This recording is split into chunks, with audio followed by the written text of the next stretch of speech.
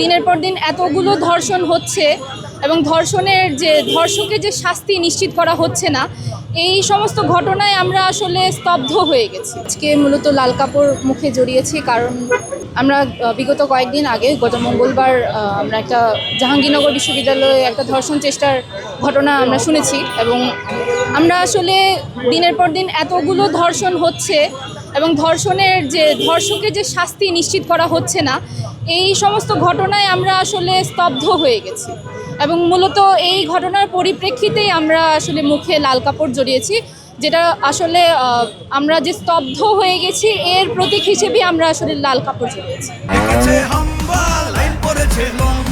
কি হয়েছে? Minister fridge কিনে হাম্বা জিতেছে। মিনিস্টার ফ্রিজ কিনুন, হাম্বা জিতুন, আরো আছে আকর্ষণীয় উপহার। আসলে বিচারহীনতার কারণেই মূলত এই ধরনের ঘটনা বারবার ঘটছে। আমরা যদি ধর্ষকের দৃষ্টান্তমূলক শাস্তি নিশ্চিত করতে পারতাম তাহলে এই ঘটনাগুলো বারবার ঘটতো না, এই ঘটনার পুনরাবৃত্তি ঘটতো না।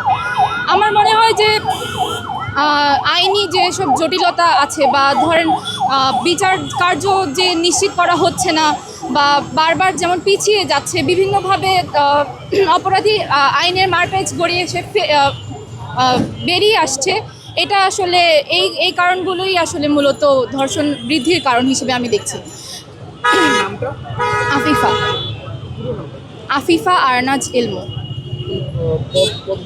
আমি হচ্ছে জাতীয় ছাত্র মঞ্চের সিনিয়র যুগ্ম সদস্য সচিব।